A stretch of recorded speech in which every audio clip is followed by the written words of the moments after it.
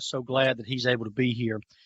Jim Odom, to me, my hero in life was Jack Fight. That was my grandfather.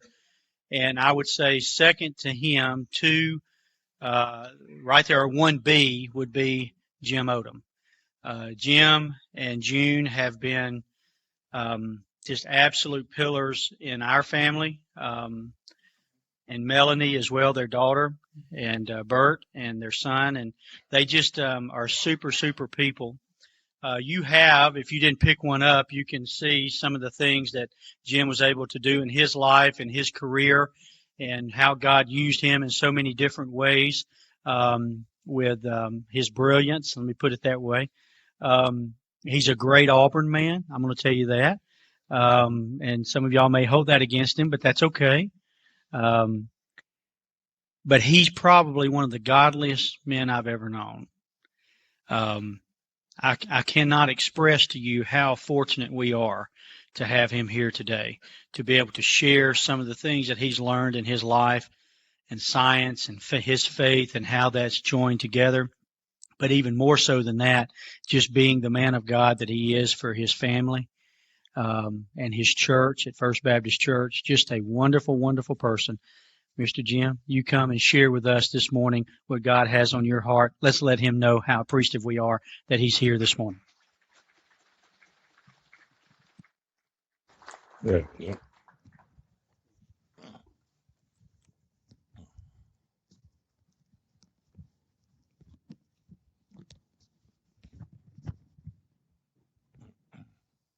Can you hear me okay? No, thanks for those kind remarks, Jack. A lot of you will probably ask, well, why are you here? It's really pretty simple. And it's something I learned many years ago, and many of you have probably already learned it. If you haven't, you will soon. And that is, you don't tell Jack Lovelace no. But I do appreciate Jack's invitation. I do appreciate the invitation to be here, and I really commend you and your church for the progress that you have made and the impact that you have on our community. We have watched it from the outside, but we commend you, and I really commend you for this men's group that you have together. There is no telling the impact that you already have and will have on this church and this congregation. And for that, I commend you. What we're going to do today is, as you see, the title is What Science Tells Us About God's Creation. And that's probably a subtle title, because I'm going to go probably into that pretty deep. I'm going to take you through 2 or 3 ways that we have learned about God's creation, and it's taken us a while, and we're still learning. But to me, if we look at God's universe, which we will look at first, and then we look at the detail of his creation and what it's taken us, how long it's taken us to to appreciate it and to use it. But if as we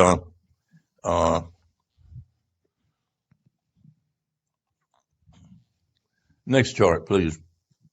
What we're going to do first is just look at the very basics, and that is about what Genesis says about the creation of the universe.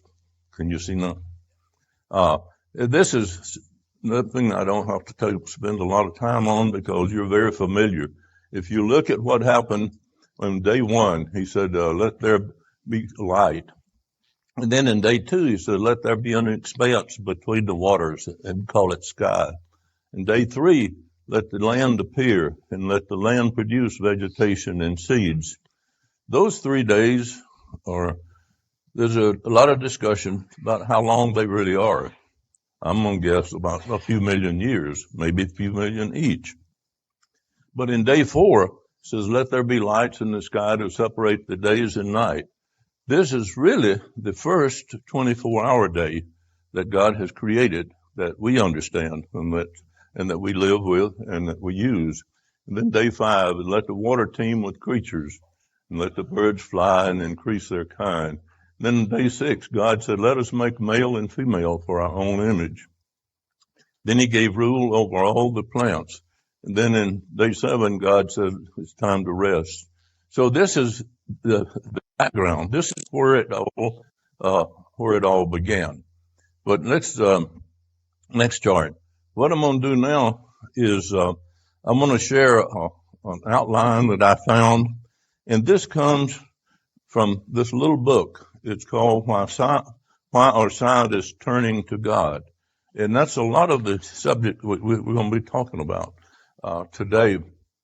And this is, to me, is one of the neatest charts because it starts back in the pre-1700s, and it's really the general public. The title of this chart, as you can see up here in the corner, the general public's interest in God.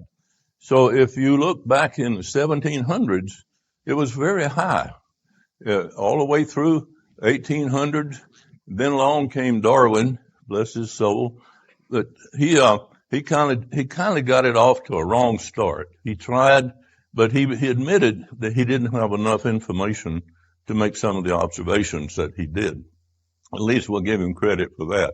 And then came along the Willoughby-Huxley debate, and then the higher criticism of Bible starts taking hold in 1870. The Industrial Revolution starts. And this is something that I had totally misconceived the impact of the Industrial Revolution. I thought it was good.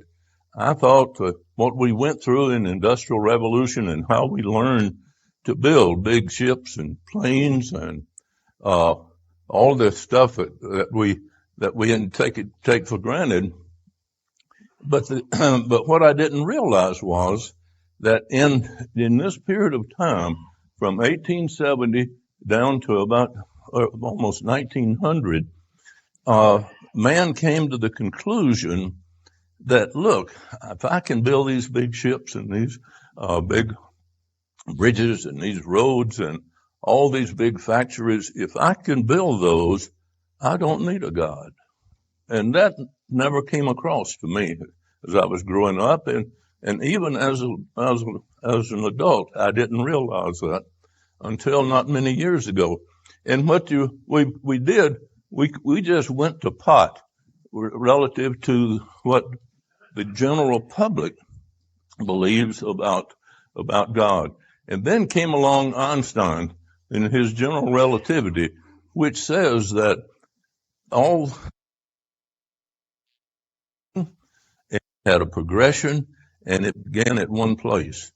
So this was really where we started to turn the notion around about the impact of God on man and humanity. And then in 1930, Edwin P. Hubble got into the act. Hubble was probably one of the most profound astronomers and astrologists or astrophysicists, that the U.S. has ever had. And to me, I give him credit for an awful lot, which the public is beginning to now. And what he did in the early 30s, he had some very small basic telescopes. I doubt if he had one more than 4 or 5 feet long. But he studied the universe, and he started looking at objects on it and noticed that they were moving over time. And he came up with what is called the Hubble constant. And that's the rate at which the universe has been expanding ever since God started it. And he came up with that number. I don't remember the exact number now. And it has stood the test of time. And I might just say now that some of the Hubble crew decided that they would check his number. And with the Hubble telescope and being able to look at much more detailed objects and tracking them much further, they corrected his number 1/10 of 1%. which is phenomenal to me, that how accurate he was about how fast the universe was growing with the basic telescopes that he had. And carrying on up, the next thing they showed, and this chart is right out of the book, except one thing, and I'll show you in a moment. The next thing was the electron microscope, which lets us really start to understand the human body and its makeup. And then in 1990 came along the Hubble Space Telescope, which I will show a lot of pictures of. Of course, I'm a little biased toward that one, but it was, to me, it's been done, it's done well, and the James Webb is even better. So I'll show you a number of pictures that compare what some of these things look like by Hubble and what they look like with the telescope. The next one is another space probe called COBE, and the next one that they listed was the Human Genome Project. That's one I'm sure most of you are aware of, and I'll talk more about that. And then toward the end, I will mention Dr. Von Braun. That's the only thing that I have added to this chart. And so this is kind of the map of where humanity, where science and religion have tracked over the years. Next chart, please. Okay, this is the first of a number of pictures that I'll be showing you from Hubble and James Webb. And this one is one of my favorites. Matter of fact, most of the ones I will be showing you are things that I have picked out over the years that I like. I just like the science of them, and I like the looks of them. And this is certainly one of the best ones. And this one is called the Pillars of Creation. And the Hubble is here on the left, and this is the James Webb. And it's a star-forming region. It's 6,500 light years away. That's in our backyard, in our galaxy. And you will see a number here. This is the only number I'm going to ask you to remember. And that is 1 light year is 6 trillion miles. So just wrap your mind around that a little bit, because that will be significant as we go forward. And these pillars are about 5 light years tall. So they're about 30 trillion miles high. And look at Webb. Look how it can see through all of these masses that the Hubble can't do. And to me, that's one of the beauties of the James Webb.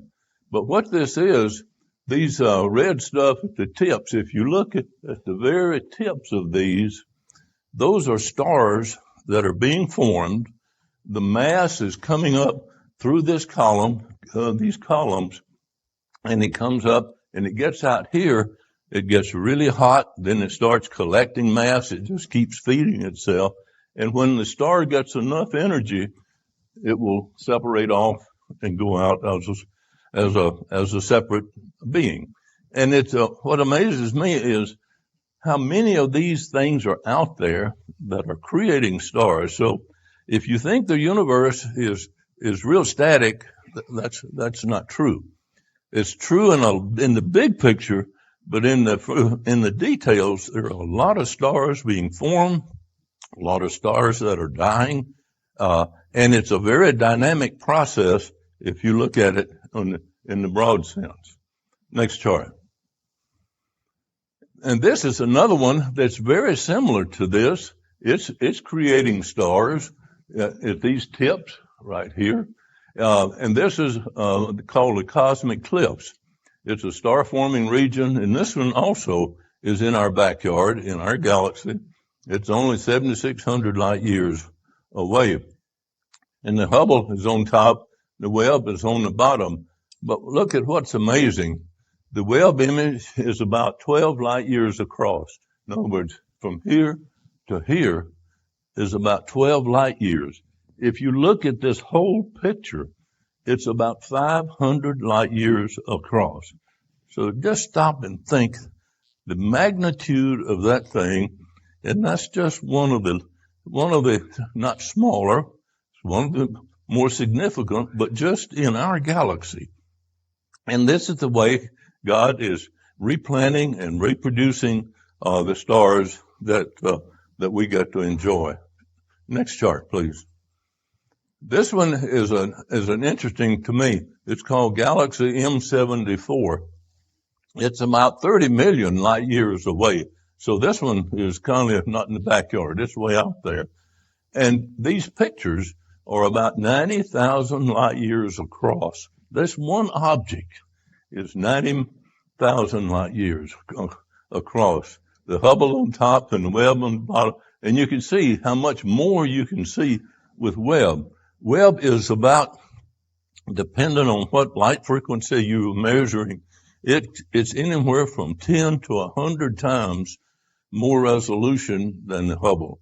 So just stop and think how much more we're going to be able to learn with Webb than we have been with Hubble. You can see a lot of the stars up there, but down here, it's a lot more. You can see a lot more of the gas formations. Next chart. And this one is a Hubble Deep Field. This one got a lot of attention. This one was taken in 1996. It was one of the first deep field really looking, we think, at the edge of the universe. And we're not totally sure of that, but pretty convinced that it is near the edge. And it was taken by the planetary camera. And this one took 100 hours to expose it. And you stop and think now, the Hubble is roughly a couple of 100 miles up. It's orbiting Earth, and I'll give you the mechanics in a little bit. But stop and think about it. It's when you point it at a star, it has to reprogram itself as it orbits the Earth and keeps on that one star. So the pointing system on Hubble was extremely critical. It was very difficult to build, but it's performed absolutely beautifully and over the years. And this thing, Hubble estimates that there are almost 3,000 galaxies just in this one picture, and it covers a region of the sky the width of a dime from about 75 feet. So if you put a dime out in the parking lot, that's how much the universe is exposed here. So it is extremely big. Next chart. And this is a Webb deep field, and it's doing the same thing. It's looking and let me just back up. When we talk about deep fields for Hubble and Webb that are orbiting basically here in our Earth, the universe is so deep and it's so dense, even close in. There are not many holes in the universe where you can look from our planet and look through those holes and see the edge of the universe. The biggest one, and the one that's used the most, if you look at the Big Dipper, just a section just about as wide as the Big Dipper and about as high, there's a hole right there that we can look through. And there are not many of those holes that we can look through from our galaxy, which just shows you an indicator of the density of the space and the universe, and it makes studying it even more difficult. But we've learned where those holes are, and we can now use them with Hubble and Webb. The swath of sky here is measuring 2% of the area. If you took a full moon, that would be about what you would use to cover this much area. So that should still show you it's a very small piece. And light from the most distant galaxies has traveled almost 13.5 billion billion years just to get to where we can see the picture. So the distance and the speed at which light travels is absolutely important to understand and measuring distances. And we believe that this places this picture on very outer edge of our universe. Next chart, please. And this is one of my favorites, just from the shape. This is called a butterfly nebula. This one was taken by Hubble in 2009. It's only 4,000 light years away, so it's in our backyard. And the wingspan of this thing from this edge to that edge over there is 2 light years. So that's like 12 trillion miles. And the gas is generated right here in the middle, and it's just expanding out from that big source. And in the center here, it's about 36,000 degrees, and the gas is moving in each direction at about 590,000 miles an hour. So just stop and think of the amount of energy that's being generated in this thing for probably millions of years, how it feeds itself, and how much energy source has to be this much energy. And this is just one of the little ones that's in our galaxy. So to me, it's hard for me to even wrap my mind around how much energy is being generated, even just in our own galaxy, much less all the other 100 million that are out there. This one is one of the ugliest. And this one was taken in 2013, and it's about 1,300 light years away. So it's close by. It's infrared light. And this thing here is about 7 light years tall. To me, it's kind of pretty, but it's also kind of ugly. Next chart.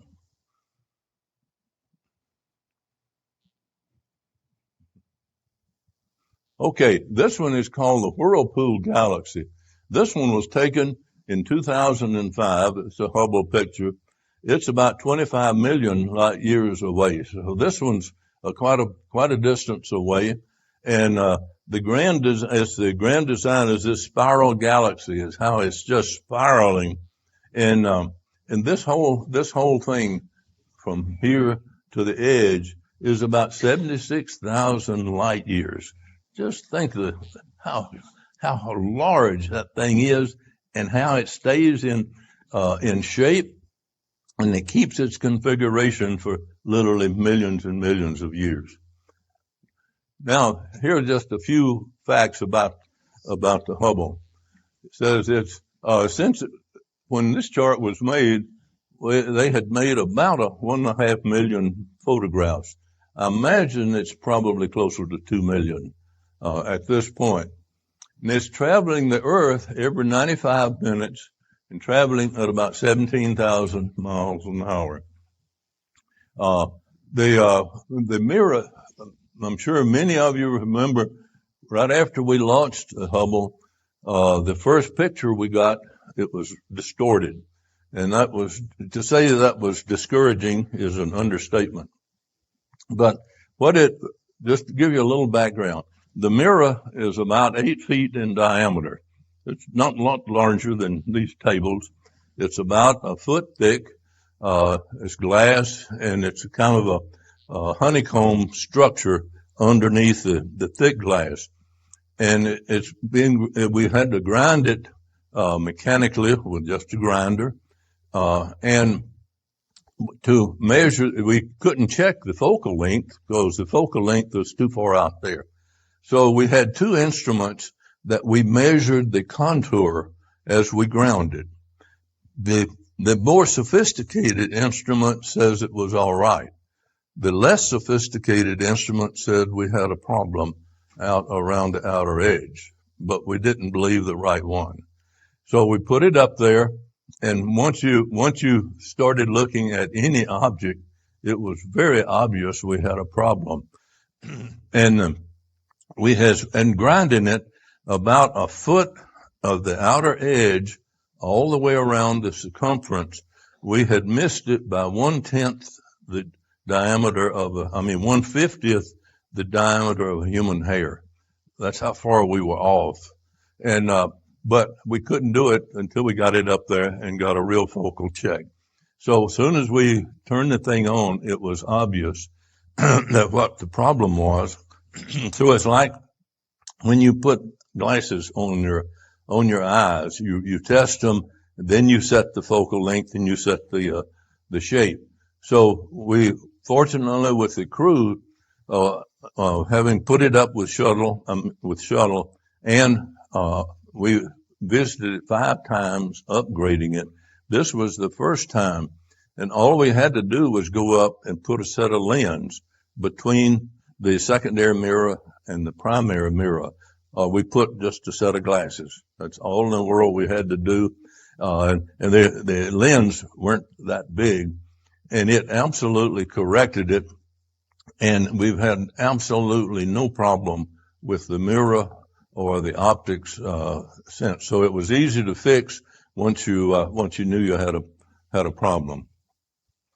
It said the Hubble observes universe in ultraviolet, visible, and near infrared. And it estimates there are about 100 billion galaxies out there, and the average number of stars per galaxy is about 100 million.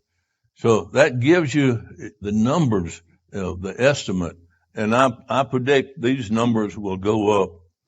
I won't say significantly, but I think they will go up with what we can do with James Webb. In 1922, Hubble discovered the furthest star, and it named it the Earendrille, and it's located about 28 billion light years away. So we believe it's in this. It's a little hard to see it. It's in that circle right there. Then we think that is very near the edge of the universe. So we can't see big areas of it, but we can zero in on some, and the Webb will even be able to do better.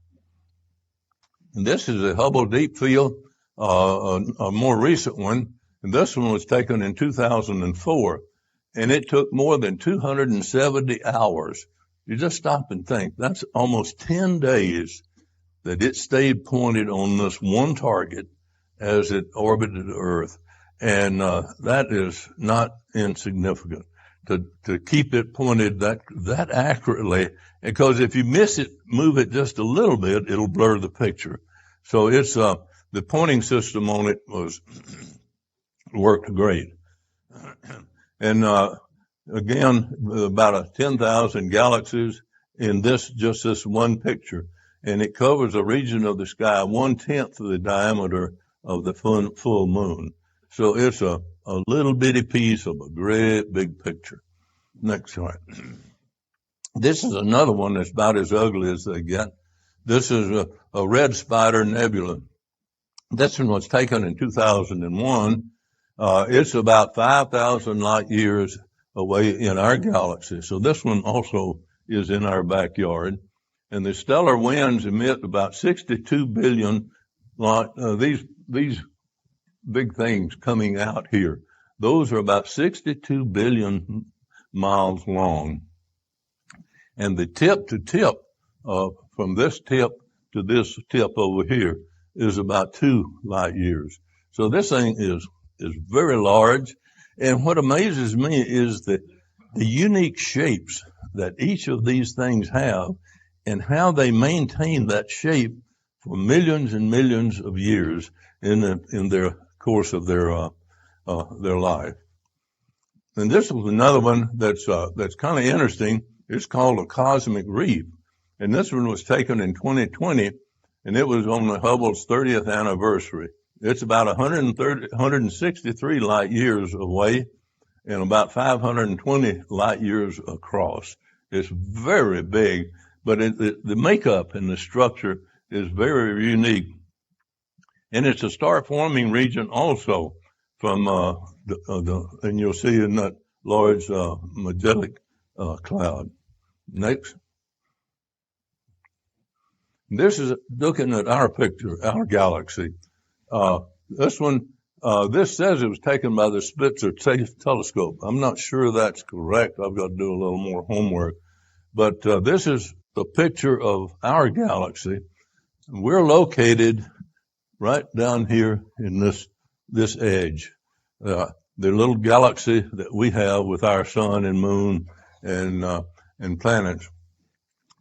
Our galaxy is about 100,000 light years across. It's not the smallest. It's certainly not the largest, but I would say it's more on the small side of most of the galaxies, and it's very, very thin. And what makes it interesting to me, you really can't tell the depth of it from that picture, but it's very, very thin. And it's estimated to contain over 100 million stars, which is kind of on the average. And it's one of 100 billion galaxies that's out there, as I've said before. Now, we're going to change I've shown you pictures now of God's universe. What we're going to talk about now is some of the details that go into it and that come out of it. And this is something that intrigues me. And that is the creation event set in place, many physical laws. These are the laws of physics you learned in high school and you learned in college. And it's the laws of motion, the laws of gravity, the laws of heat, light, and sound, gas laws, vacuum, law of red and blue shift, and things that are going away from us are red, things that are coming toward our earth or have a blue shift. The laws of relativity, the expansion of the universe, and the laws of nuclear energy. Those are all the laws that God, and my question is, did God start off with the laws, or did he create the universe and the laws fell out? I don't know. But the laws that he used or that resulted from it are still here today. So everything that we do on this earth is going to come under one or more of those laws. Now, he turns around. These are the ones that thank God we can't screw up. We can't affect those. All we can do is use them. But he turns around and he gives us the 10 Commandments. To me, those are kind of like this. But the difference is we got a choice of where we use those or whether we don't. So, but to me, they are equally important as are these physical laws that he put in place and that he used to generate the universe. Next chart. Now, this is one that I have added just recently. I'm sure all of you recognize the periodic table. How many of you remember the periodic table in high school and college in physics? You feeling good about it? Now, how many of you have used one in the last 40 years? I'll have to admit I'm not in that group until I started looking at it. And what I got interested in, these are all of the materials. This is everything we have access to build our buildings, to build our whole structure. Everything in our life, medically as well as physically, comes from one or more of these things. And what is interesting is that God created all of these at the time that he built the universe and built our earth and built Adam and Eve. But what is also I find interesting is God created these pretty easily. Man cannot and has not and will not ever create anything. Yeah, to me, I look at that and I think, man, that's kind of discouraging. But God knew what we needed.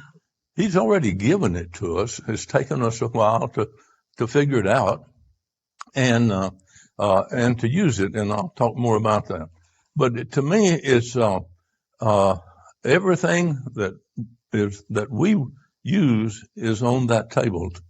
Now, let's look at the history of this a little bit. The first printing that I could find, it was 1870, and at that time there were 54 items on it, and updated in 1950. Now, I'm going to make a point here. I'm going to just look at my lifespan. It's about the same as some of you. I was born, just so you know exactly where I'm coming from. I was born in 1933. I'm 90 years old. Now, when we look at in 1933, we had less than probably 70 items that we knew about in this periodic table. And at that time, there was 85 items. The latest printing I could find has 118.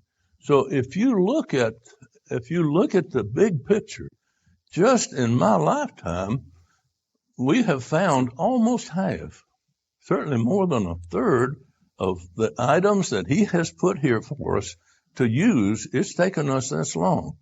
Man's been here a long time, and look at how late it's in our lifetime. So it's to me, it's making the point that the progression that we have had in science in our lifetime, just in this room, is phenomenal. And I think we don't really fully appreciate that. Next chart. Now, what I'm going to change the picture here, and something that really is significant to me, and that is the human cell. And I'm going to talk about it for a little bit, just to paint the picture of how complex the human cell is, but how much we know about it now that we didn't know even 50 years ago. It's the cell. It generates power.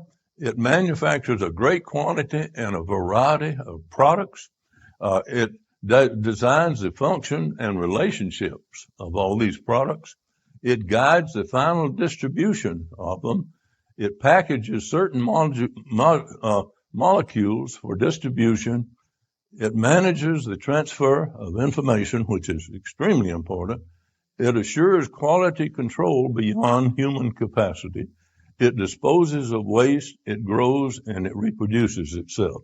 That's just the little human cell that makes up our body.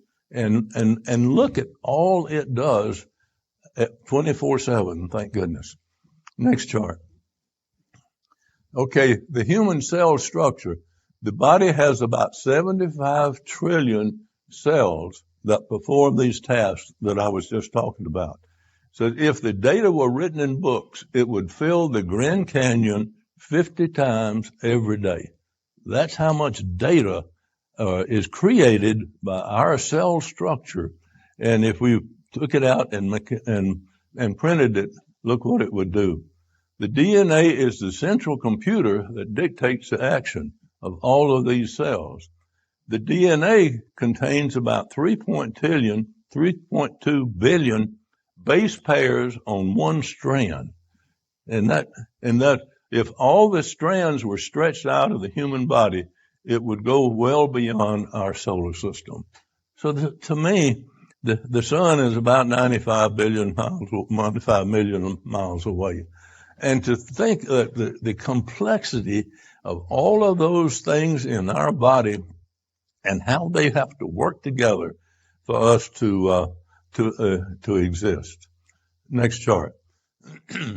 The Human Genome Project is one that you saw on that original chart, and I'm sure many of you are familiar with it, but it started in 1990 and it finished in 2003. Hudson Alpha in Huntsville played a major role in the development. And to me, what Jim Hudson and his partner have done in Huntsville is absolutely phenomenal. I think it's probably one of the best kept secrets in this country, because you get out much outside of Huntsville in North Alabama and people don't even know anything about Hudson Alpha. But I went to a meeting with the guy that ran the Human Genome Project. He was an interesting guy. When he started, he was a very avid atheist. And before he finished it, he realized that he was on the wrong side. And he became a very dynamic Christian speaker because of what he learned through the Genome Project. for example, they have already pretty much finished a form of treatment from a genetic standpoint on almost all the forms of cancer. And they gathered cell research from all over the world. And to me, that is one of the most significant things about the Genome Project. They literally went into every country in the world and took samples to see if there's anything unique from different countries, and then there are some not very significant. But one thing they found that to me just shows the genetic process of the human body is they went into some real small communities in northwestern Africa, communities that had not had an influx of people coming into it, which would have really affected much of the structure of the cells of the local people.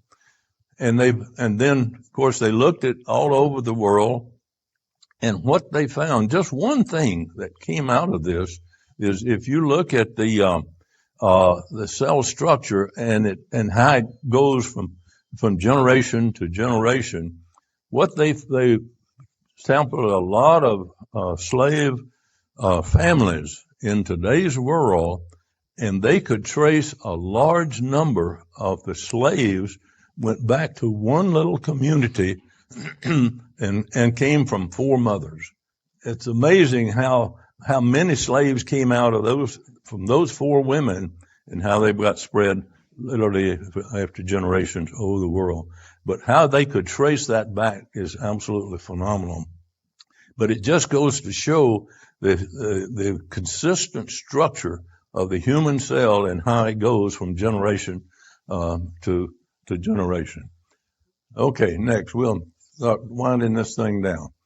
In conclusion, it should not surprise us that science is a great tool to help understand God's creation. To me, it's the best tool we have to really understand the mechanics and the basis and the reasons that our generation and that our bodies look like they do today. But this shouldn't surprise us, and this is something that you don't see much of very often. There are more scientists working today than have lived in all previous years. Now, you stop and think about all the scientists that we have today and what they have learned and how many of them have become Christians because of what they have learned.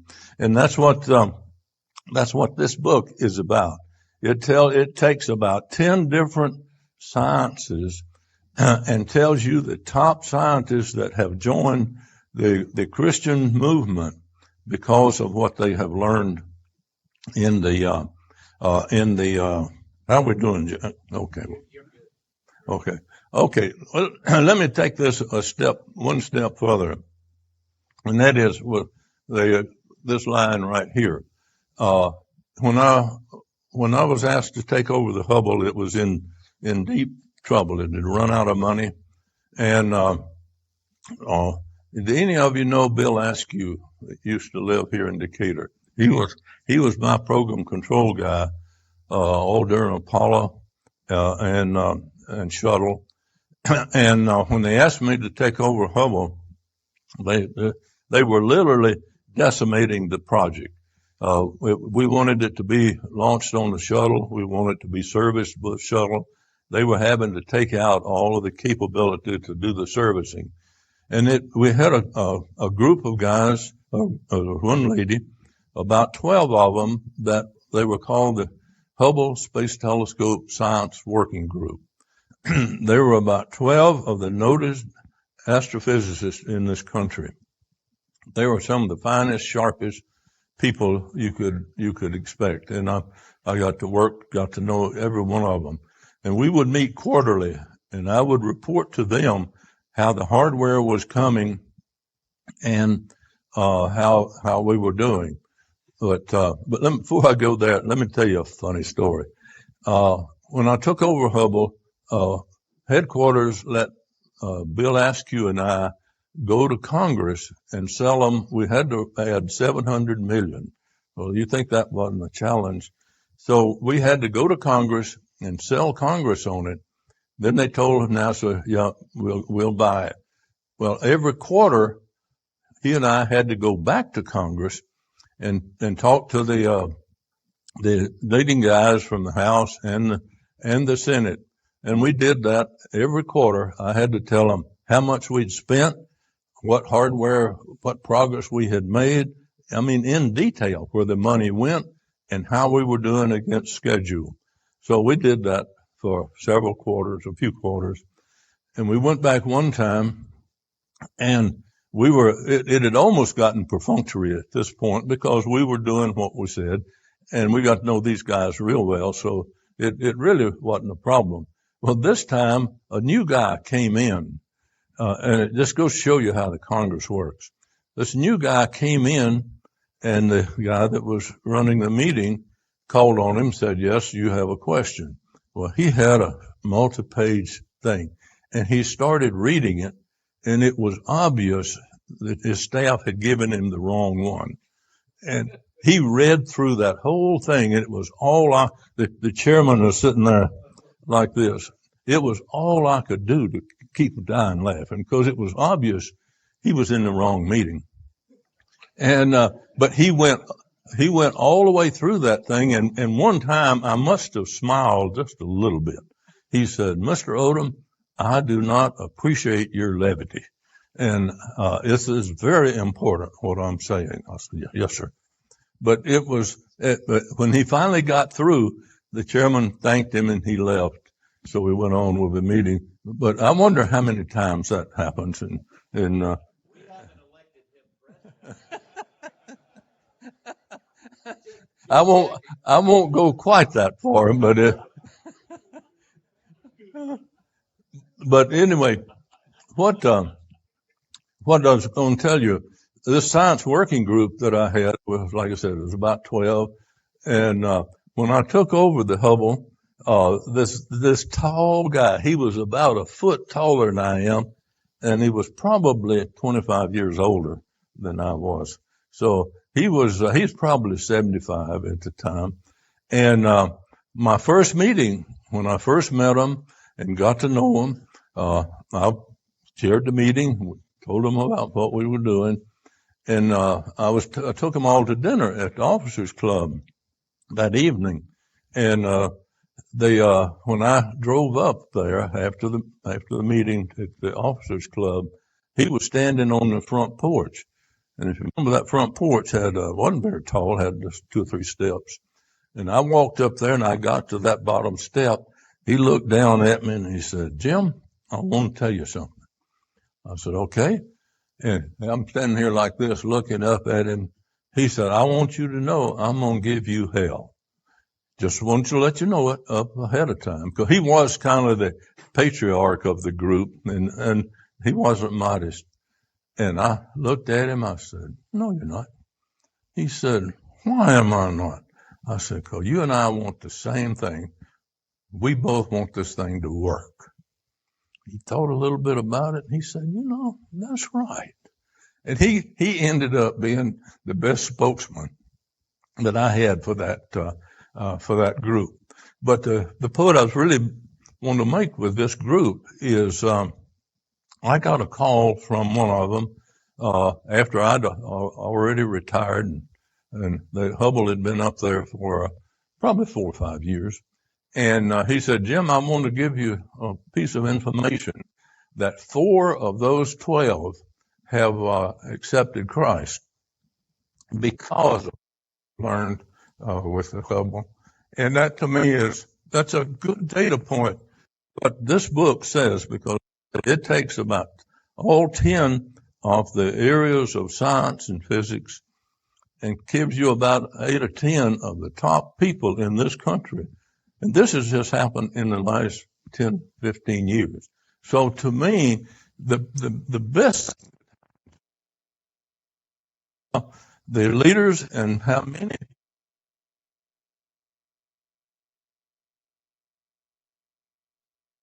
as we go forward. So to me, if there's one thing that has come out of the sciences of the earth and the human body, is the effect that it's had on our scientists. And like I said, Edwin Hubble was a strong contributor. I didn't get to meet him. I did get to meet when we announced that we were naming the Hubble for him. I did get to meet his wife and daughter, two of the finest people that I've ever met.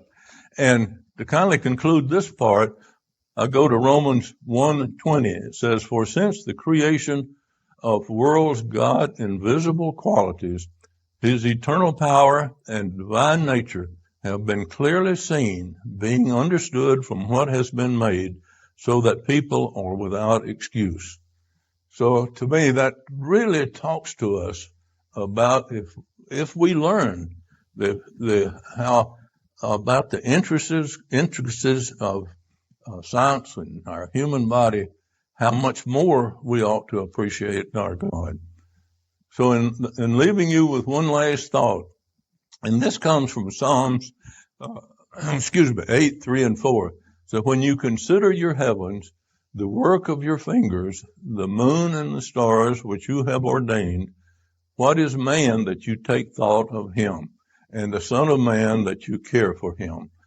That to me is what the Bible promises us, that he will take care of us. He gives us the option, and the choices that you're making right here in this room will qualify for you for a lot of God's blessing. So let me stop at this point and see if there's any questions.